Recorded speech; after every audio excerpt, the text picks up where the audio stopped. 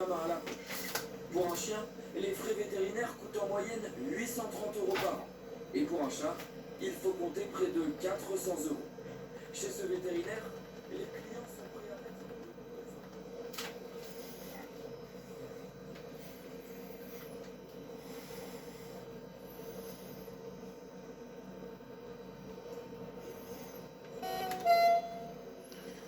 Et nous sommes dans la cabine d'un TER pour...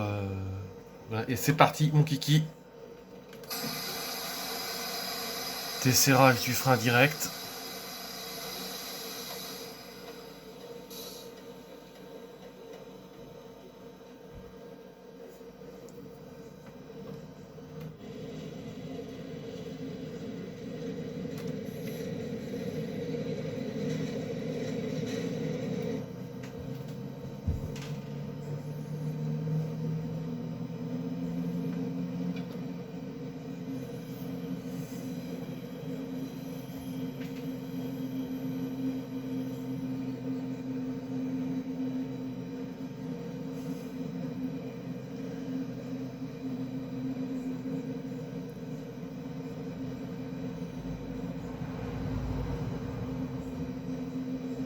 Bon, c'est un bug du système, le feu blanc sur la sortie.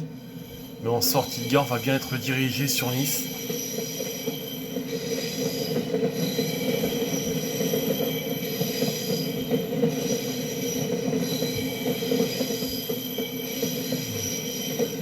Voilà.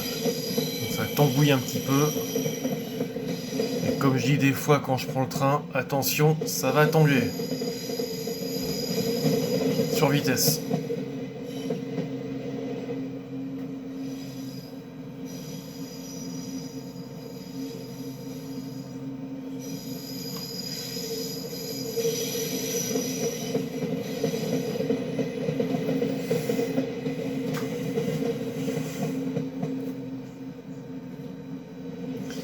L'objet de cette vidéo, hein, c'est pour vous faire voir comment, lorsqu'on a une machine polycourant comme celle-ci, donc en bicourant, hein, pour un rappel, une machine bicourant est une locomotive qui circule sous deux types de courants différents,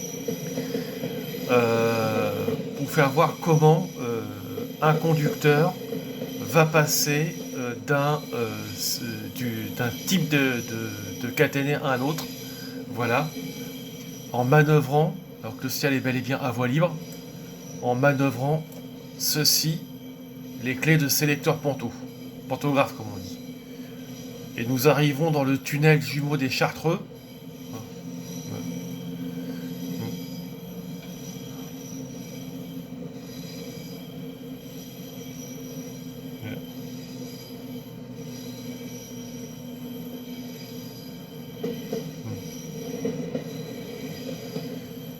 Alors comme je l'ai dit dans une vidéo sur TikTok, nous sommes ici en zone dense de circulation et en zone dense d'habitation, donc par conséquent, l'usage de l'avertisseur sonore est soumis à réglementation, notamment à l'entrée ou à la sortie du tunnel.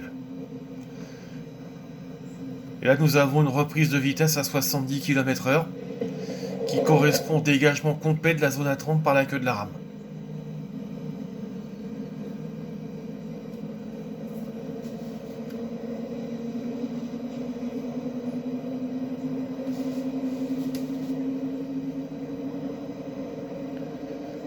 Mais pas pour longtemps.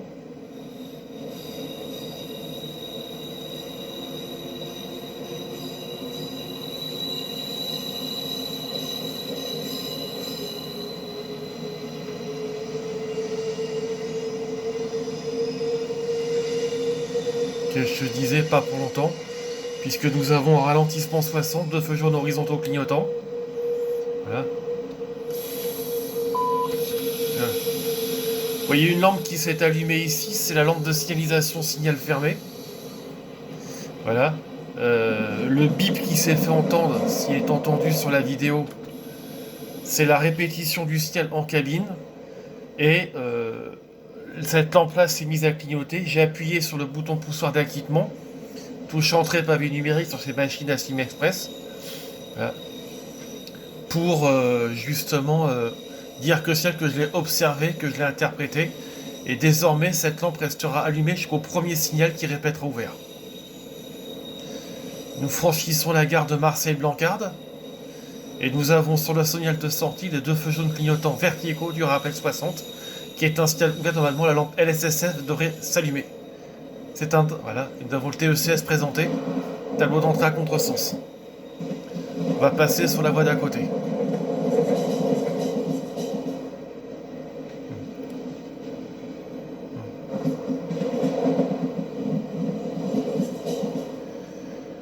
Jusqu'au dégagement complet de l'aiguille. Donc c'était TSCS, dégagement complet de l'aiguille par la queue de la rame. La vitesse ne devra pas dépasser 60 km/h. Donc attention, reprise de vitesse un peu trop...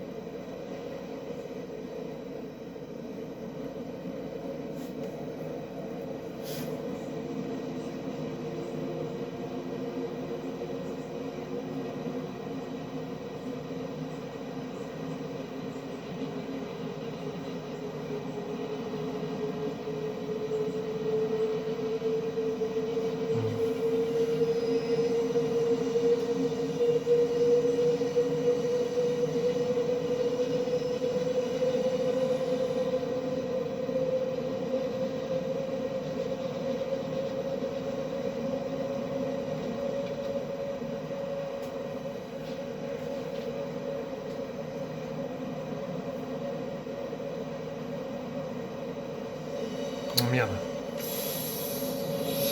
Là, je fais un petit coup de freinage automatique.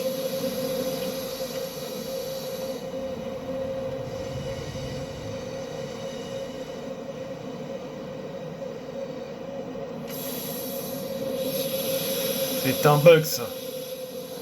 Même un gros bug.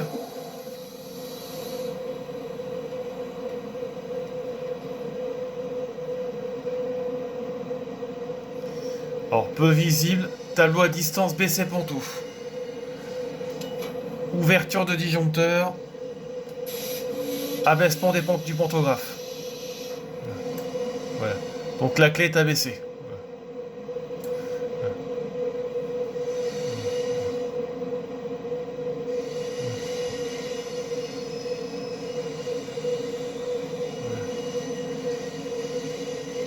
Alors voici le signal d'exécution BC Panto.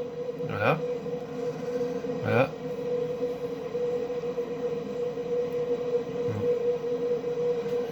À partir de cet instant, le conducteur va rouler tout pantographe abaissé.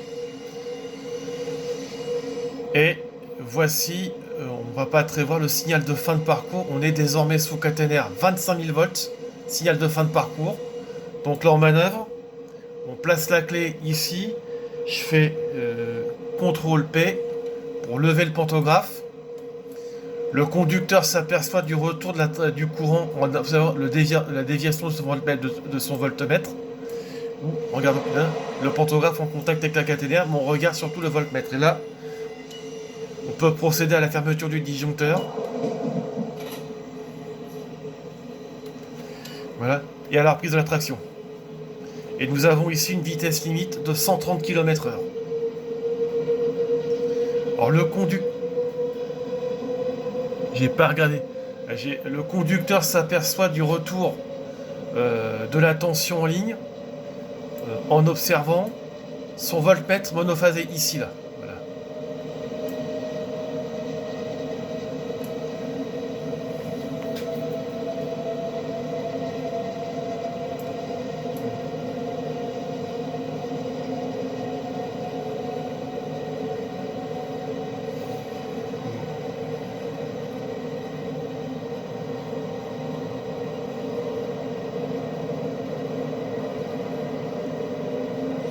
Alors notre train est un train express régional. Hein. Bien évidemment, comme tous les trains, il a un numéro. Hein. C'est le 17 479 à destination de Nice. Et on va le conduire sur le tronçon entre exactement entre Marseille-Saint-Charles et Toulon sans arrêt. Ah. Donc peut-être pas sur l'ensemble de cette vidéo. Le but de cette vidéo, c'était de montrer à d'entre vous le passage d'une section de séparation. Voilà. Donc tout ça, voilà. Et le conducteur, évidemment, il a des vitesses limites à respecter. Voilà. Attention donc à pas se faire avoir au niveau du profil parce que le train est assez léger quand même. Voilà. Nous n'avons que 225 tonnes remorquées. Voilà. Et pour voilà. Et avant de partir, le conducteur électricien prend évidemment quelques précautions. Voilà. Et la première de ces précautions, voilà, c'est ici, voilà, juste ici. C'est son contrôle de vitesse par balise, voilà, qui a plusieurs paramètres. Ici, la catégorie du train. Voilà, la catégorie du train ici. Voilà. Sa longueur à la centrale supérieure et un coefficient de décélération qui dépend de la catégorie du train, de sa longueur, de son tonnage et de son nombre d'essieux freinés. Alors c'est un calcul un petit peu complexe et les conducteurs, pour savoir quel coefficient de décélération ils vont mettre en place dans leur système, se servent d'un abac. Voilà.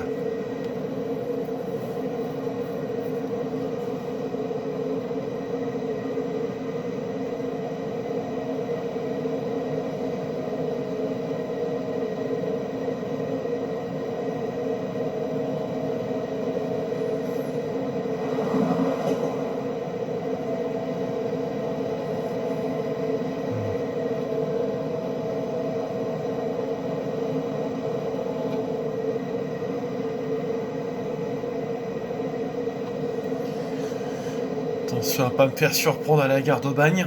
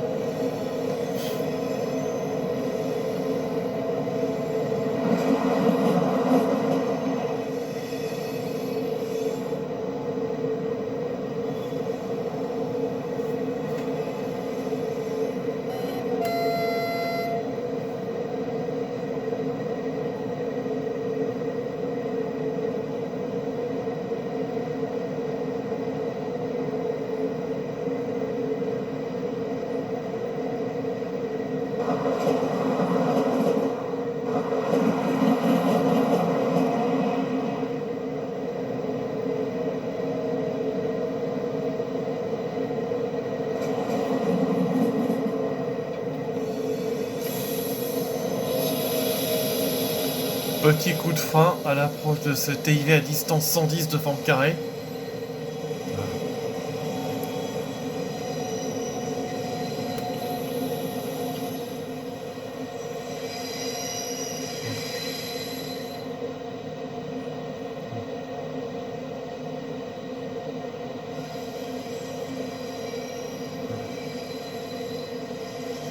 Ouais.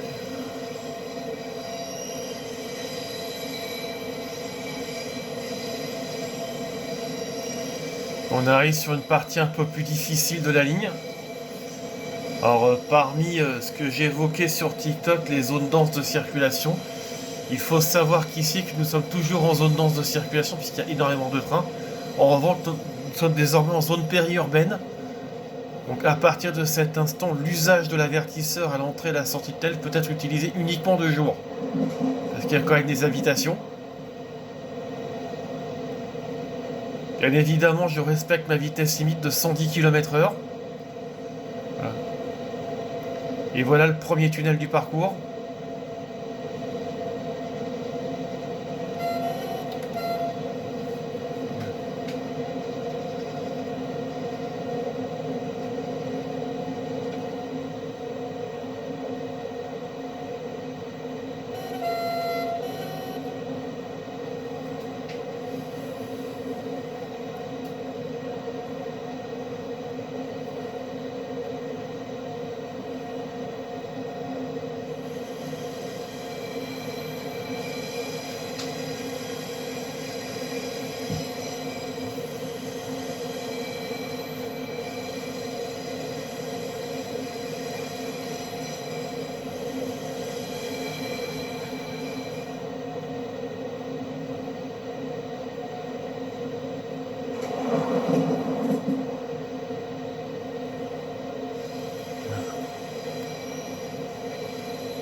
Voilà.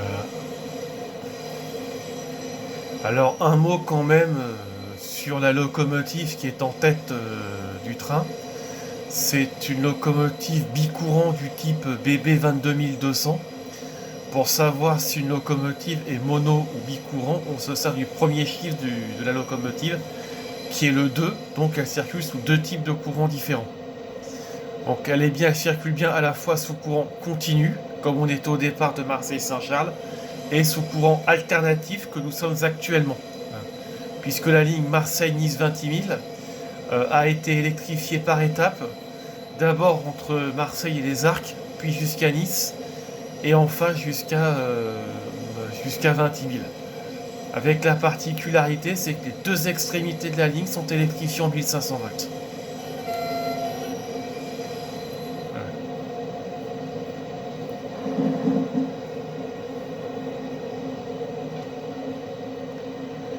Et je pense qu'il y a un petit coup de freinage rhéostatique qui va s'imposer dans pas longtemps.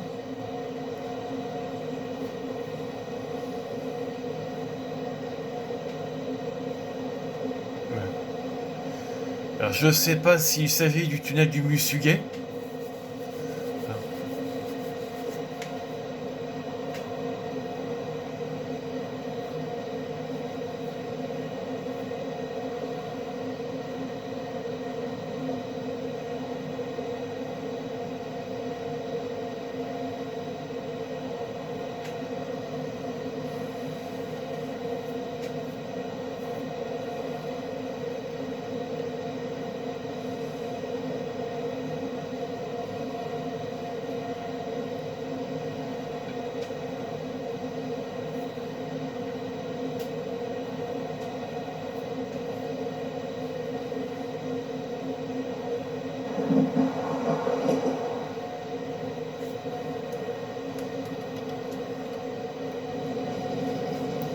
Et là, je suis passé en freinage rhéostatique, puis sur une pente.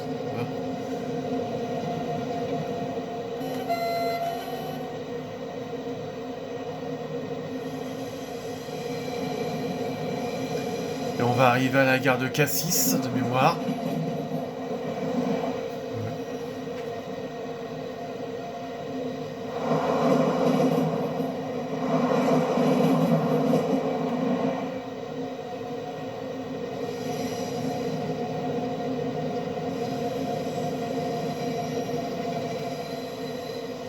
La pancarte LM qu'on vient de franchir signifie limite de manœuvre. Limite de manœuvre.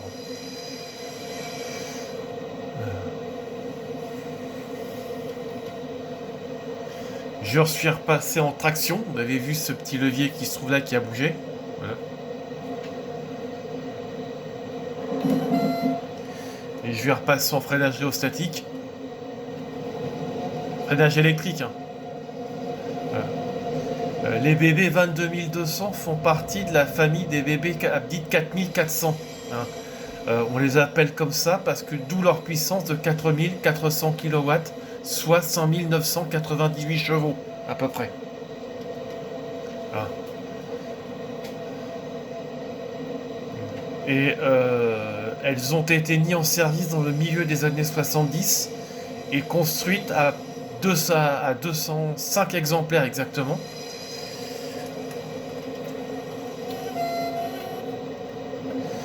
Voilà, et mis en service à partir de 1976 sur les relations où il y avait des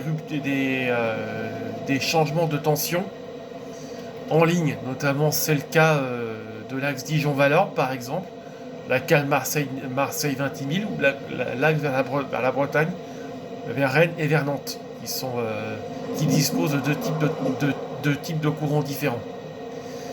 Leur numéro a été obtenu en additionnant les numéros des deux locomotives, celles locomotives qui leur sont sœurs, leurs sœurs en courant continu, les BB 7200, et leurs sœurs en courant monophasé, les BB 15000. Pour ceux qui sont forts en calcul mental, je vous laisse faire le calcul vous-même, ça va aller vite. 15 000 plus 7200, ça fait bien 22 200. Et c'est comme ça qu'on a eu le numéro de la locomotive.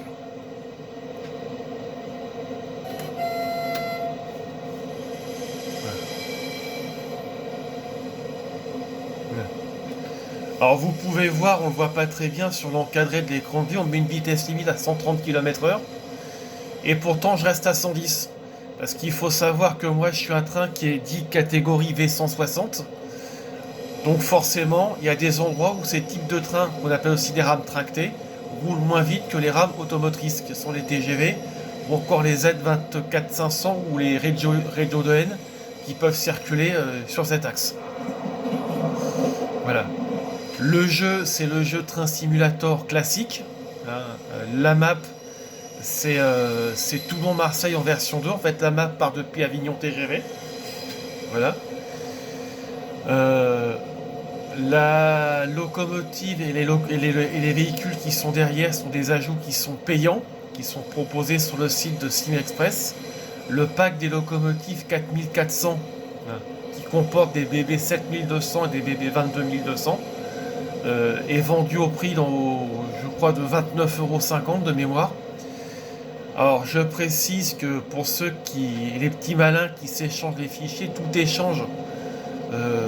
échange, sauf dans le cadre privé, cercle familial, à des fins tout échange tout public est interdite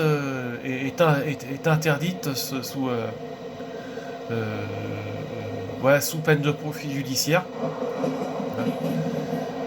Voilà. Donc pas d'échange de fichiers entre utilisateurs du jeu. Si vous voulez ces locomotives, il va falloir accepter de devoir payer. Je sais qu'il y a certains râleurs sur les flux sociaux, notamment sur les sur les forums de discussion des sites que sont RW Central ou encore Racing France, qui disent que c'est trop cher. Enfin, c'est question de point de vue personnel, mais laissez-moi vous dire qu'au vu de la qualité du service, du travail rendu par Trainonaut,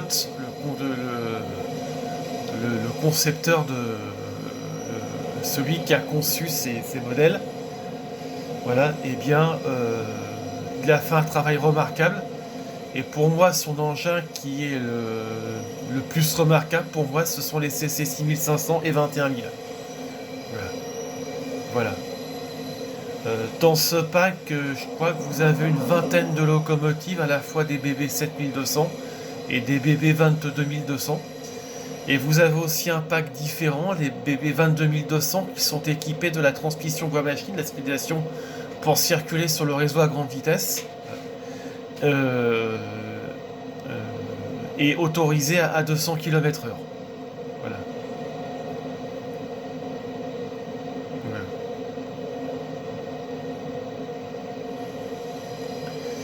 Là, nous avons encore 30 km à parcourir.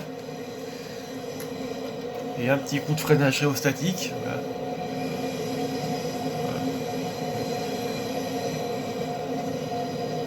Je pourrais tenter de mettre la vitesse imposée, c'est vrai.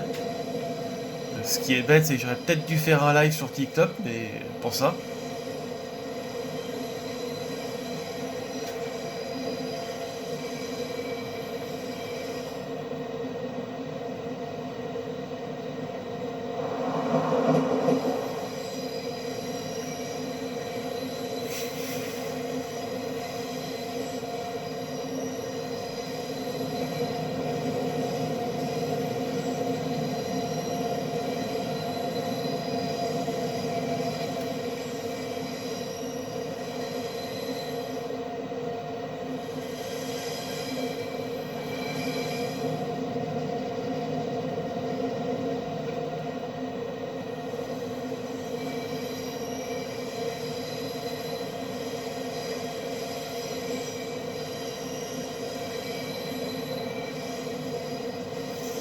Alors on va avoir une zone à 160 un peu plus loin, donc on va pouvoir faire parler les 6000 bourrins de la machine.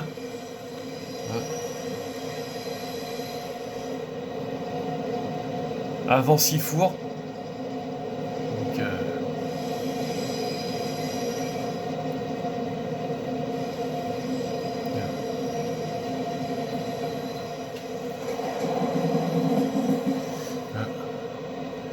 alors ce qu'il faut savoir, c'est que la locomotive BB 22200 a été la locomotive la plus fiable du parc SNCF.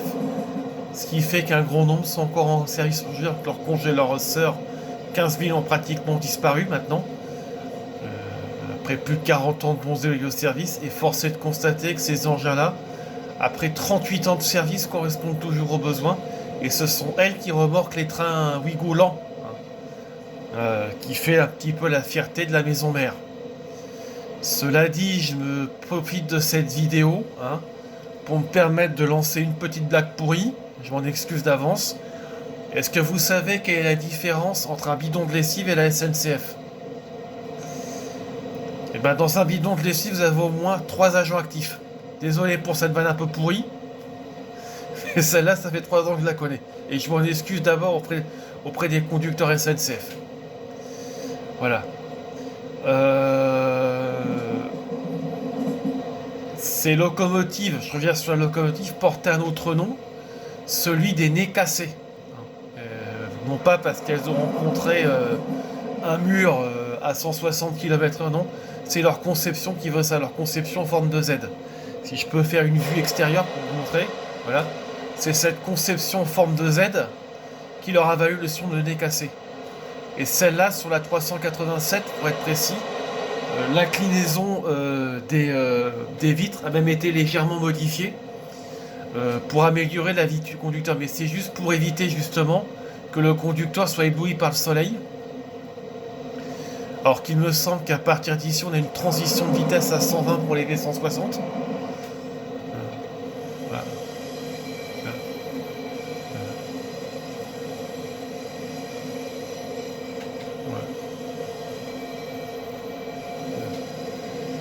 Alors quand même un mot sur la ligne, il s'agit d'une, je sais pas si on va très bien,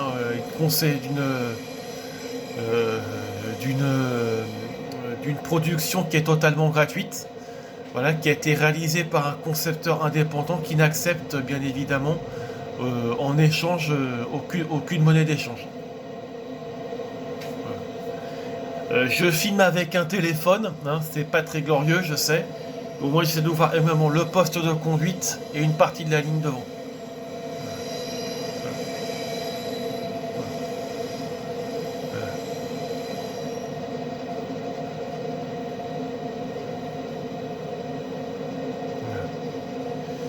Je parlais de machines bicourant, je parlais de machines tricourant tout à l'heure. Eh bien, il faut savoir que bicourant, voilà. Eh bien, une machine tricourant, ça n'existe pratiquement pas. Parce qu'une machine tricourant, ce serait une locomotive qui circulerait sous plusieurs types de courants différents, continu, monophasé, triphasé. Et jusqu'à présent, j'ai pas eu de section de ligne électrifiée en triphasé en France. Nous avons là une transition de vitesse à 160 km/h, ce qui va permettre de reprendre un petit peu de l'horaire sur l'horaire. On est à l'heure. L'heure d'arrivée à Toulon, c'est 12h41. On me fait surprendre par un son qu'on n'y a pas eu.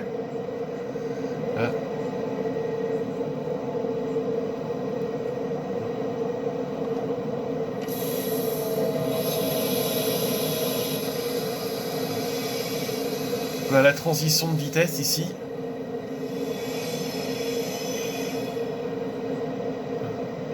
Je crois que j'ai même...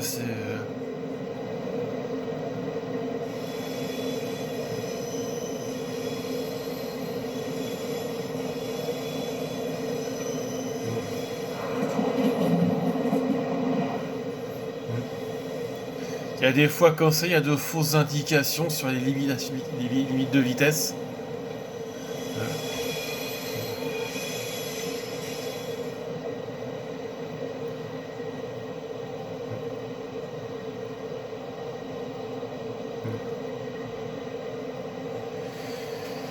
Alors exactement, on en a encore pour à peu près 9 minutes de temps de parcours.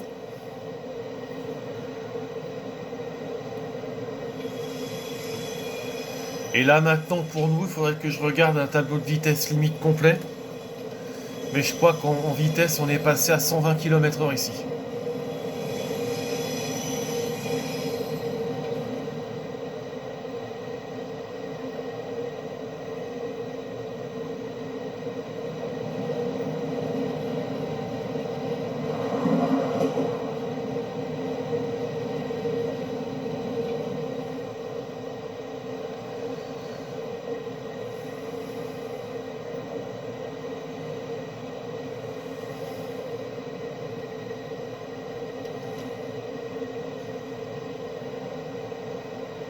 Voilà.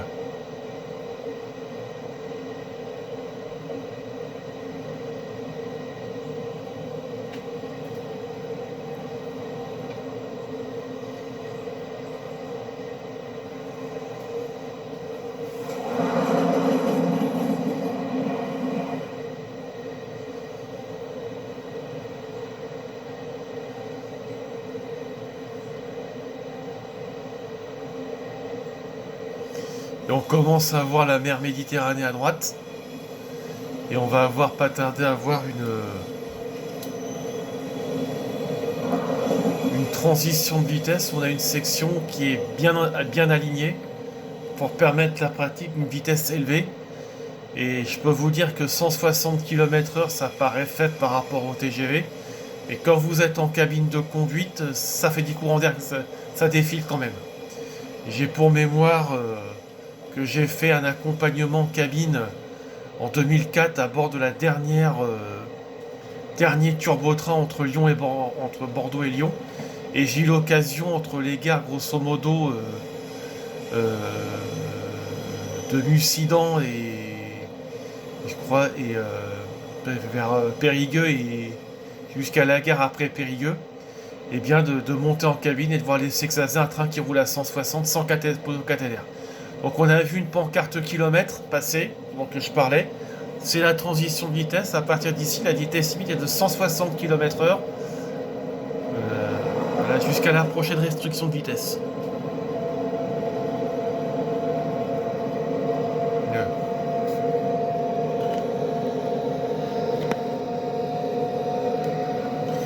Voilà.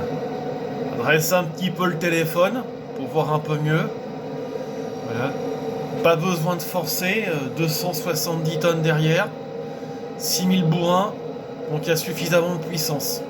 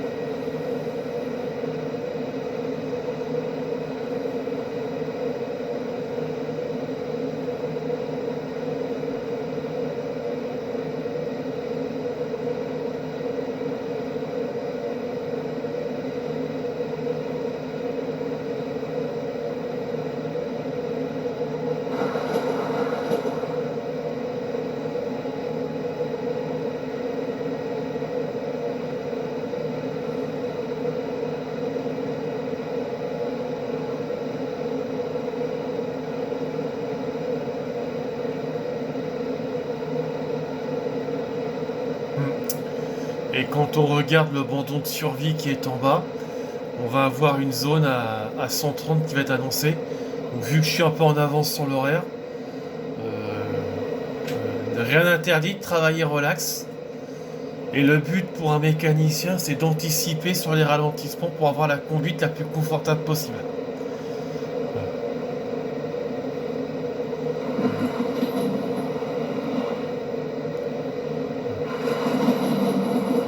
Donc là, le mécanicien je vais effectuer une première dépression au robinet du frein pneumatique pour faire ma zone 130.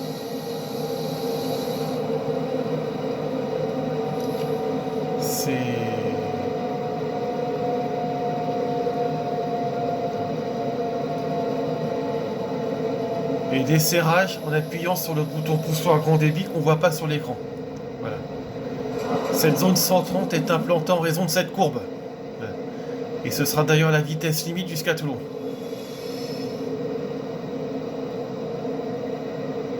Voilà. S'il faut la gare de la Ciotat.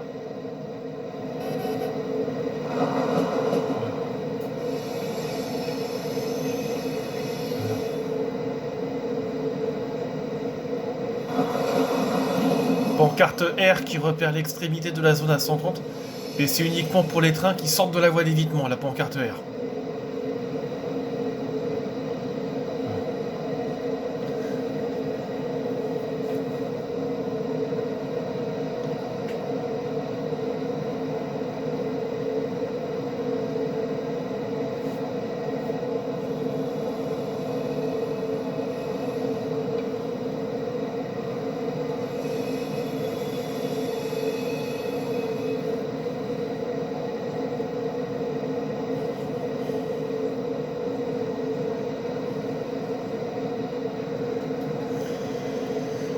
Bien, mesdames et messieurs, nous n'allons pas tarder à arriver en gare de Toulon. Toulon, je veux pas entendre de pilou-pilou. Hein. Je sais pas si on va passer à proximité du stade Félix Mayol. Mais voilà. Donc j'ai eu quelques surprises quand j'ai fait ce scénario. Scénario simple sans croisement, je ne maîtrise pas encore les croisements. Voilà. Donc on va commencer tout doucement à ralentir.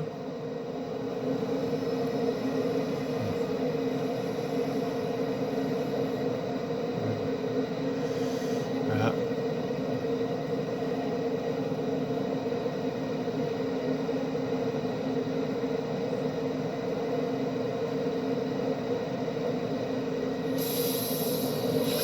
Feu jaune clignotant. Voilà. Le feu jaune clignotant, il présente cette particule. Il commande au mécanicien d'être en mesure de s'arrêter avant un signal d'arrêt annoncé à distance réduite par le feu jaune fixe suivant. Donc c'est un ordre, un préavertissement en quelque sorte, qui avertit le mécanicien qui va probablement faire face à une séquence d'arrêt. Et d'ailleurs, au prochain signal, on va tomber sur le feu jaune. Donc avertissement fermé. Voilà. On est quitte au franchissement, là, est bien fixe. Le Z du... voilà.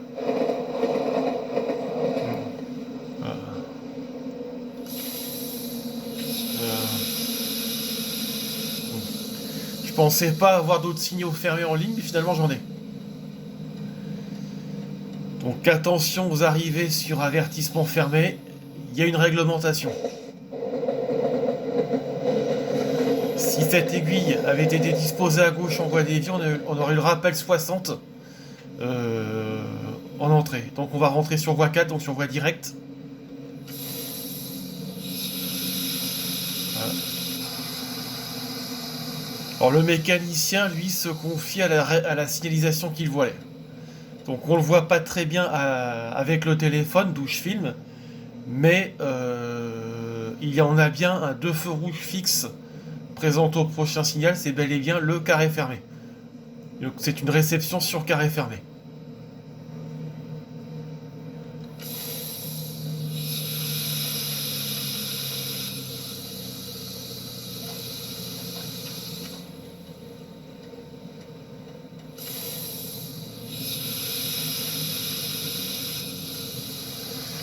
Ils auraient pu au moins prolonger. Là où je suis, je pense qu'ils auraient peut-être essayer de faire cette ligne au moins jusqu'à hier. Mais déjà, ce petit tronçon est déjà pas mal et je m'amuse bien. Voilà, nous sommes désormais en gare de Toulon. Voilà, c'est la fin de notre activité. Voilà. À l'arrivée, j'ai pouvoir manœuvre pour permettre aux passagers de descendre. Et le mécanicien, lorsqu'il est arrêté sur carré fermé, il place son inverseur, son manipulateur de traction, c'est exploitation sur 0, voilà, son inverseur sur 0, et il fait un serrage frein, voilà, pour serrer son train et pouvoir mettre son convoi, voilà. Et bien évidemment à l'arrêt, ce qu'il peut faire aussi, c'est arrêter les ventilateurs. Voilà. Donc voilà, c'était la fin de cette vidéo Train Simulator, qui avait pour but de montrer ce qu'était un changement de type de courant en pleine marche, que j'ai pu vous faire voir, et aussi ce que voyait le mécanicien en tête d'un train. Voilà, c'est une vidéo qui a été tournée par un téléphone portable, elle ne sera pas monnayée. Voilà, Toulon, terminus.